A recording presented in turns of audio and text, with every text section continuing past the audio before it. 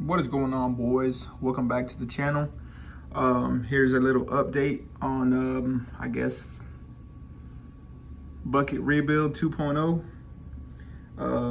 Just got done finishing the door, and let me know what y'all think. Currently right now, as some of y'all may know, it got in a crash back in like February. Some dude pulled out in front of me and basically ruined the whole front end. The cowl hood was done, the whole grill, the whole front bumper, headlights, everything was trashed.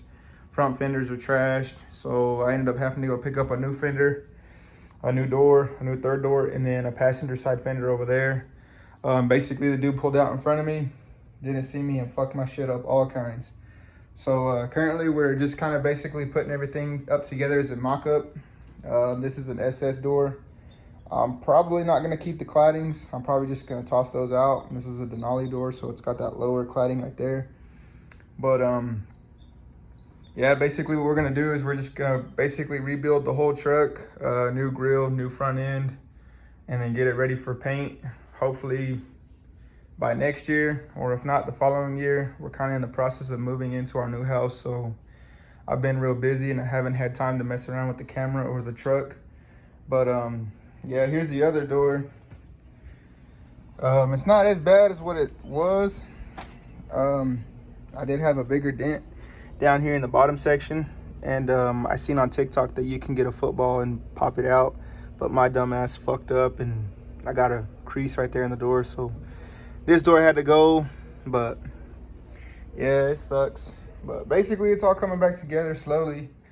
I just gotta, I guess, adjust the doors because this one sags. The driver door sags, and then the third door kind of is a little too high, so I gotta adjust it somehow and then go from there.